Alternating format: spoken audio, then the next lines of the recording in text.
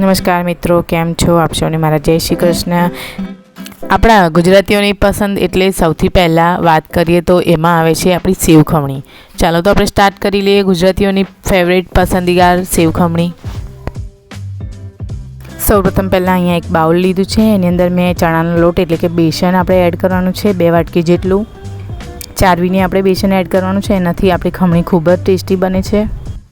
ત્યાર પછી આપણે અહીંયા ઝીણો રવો જે સૂજી આવે છે એ આપણે મિક્સરમાં ક્રશ કરીને પછી એડ કરવાનો છે 1 ચમચી જેટલો। એ બધું જ આપણે બરાબર ચારવી લેવાનું છે। ત્યાર પછી આપણે 1 ચમચી જેટલું મીઠું એડ કરવાનું છે।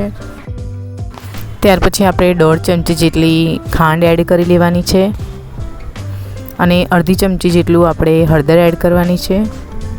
ત્યાર પછી 1 ચમચી જેટલું અહીંયા આપણે સિંગ તેલ એડ કરી લઈશું અને આપણે થોડું થોડું કરીને પાણી એડ કરવાનું છે, જેથી કરીને બધું બરાબર એકરસ થઈ જાય અને આપણે ખીરું તૈયાર કરવાનું છે।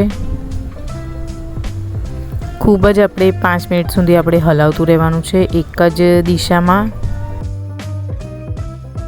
ત્યાર પછી મેં અહીંયા અડધું લીંબુ લીધું છે, આપણે લીંબુનો રસ એડ કરવાનો છે। અહીંયા લીંબુની જગ્યાએ તમે લીંબુના ફૂલ પણ એડ કરી શકો છો। ત્યાર પછી આપણે ખાવાનો સોડા આવે છે એ એડ કરવાનો છે ચપટી, થોડું પાણી એડ કરી લઈશું અને ફરીથી આપણે ફીણવાનું છે બરાબર।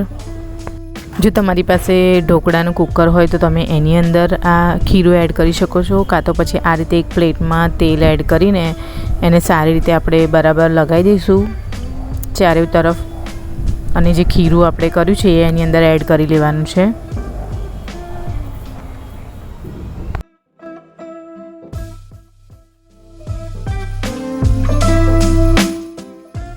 ત્યાર પછી આપણે થાળીને થોડું પ્રેસ કરવાનું છે અને ચારે તરફ ખીરું પથરાઈ જાય એ રીતના આપણે સેટ કરવાનું છે। ત્યાર પછી અહીંયા મેં એક કઢાઈ મૂકી દીધી છે ગરમ પાણી કરવા માટે અને આ રીતની તમારી પાસે સ્ટેન્ડ હોય તો તમે એ મૂકી શકો છો, કાં તો પછી તમે એક ઊંધી પ્લેટ પણ મૂકી શકો છો। અને આ જે આપણું ખીરું છે ઢોકળાનું એ આપણે ઉપર મૂકી દેવાની છે પ્લેટ અને આ રીતે ઢાંકી દેવાની છે બીજી મોટી પ્લેટ અને 10 મિનિટ સુધી આપણે થવા દેવાનું છે એને।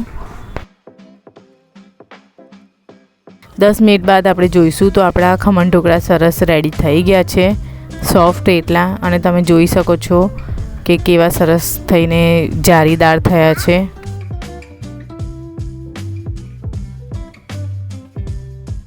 ત્યાર પછી આપણે હાથેથી એને ક્રશ કરવાના છે, તમે મિક્સર જારમાં પણ કરી શકો છો, પણ એટલા સોફ્ટ થયા છે ને તે હાથેથી જ આપણા ખમણ ઢોકળા સરસ થઈ ગયા છે। ખમણી આપણી આ રીતના મેં બધા જ ને હાથેથી ઝીણું કરી દઈશ। ત્યારબાદ આપણે એક પેન લેવાનું છે, એની અંદર મેં અહીંયા 3 થી 4 ચમચી જેટલું તેલ એડ કર્યું છે।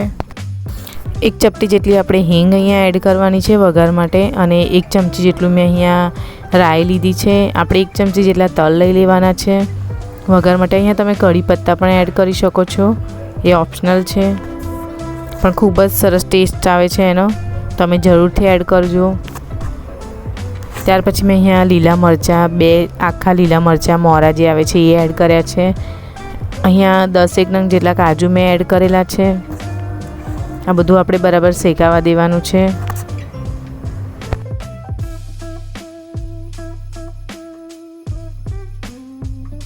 ત્યારબાદ આપણે અહીંયા 3 થી 4 ચમચી જેટલું પાણી એડ કરવાનું છે। પાણી એડ કર્યા પછી આપણે અહીંયા ખાંડ એડ કરવાની છે।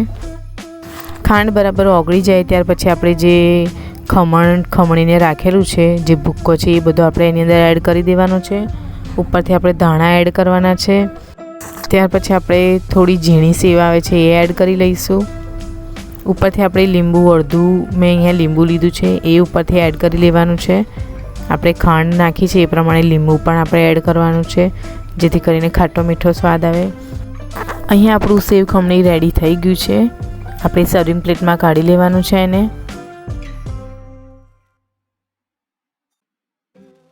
ત્યાર પછી આપણે સજાવવા માટે ઉપરથી લીલા ધાણા એડ કરવાના છે।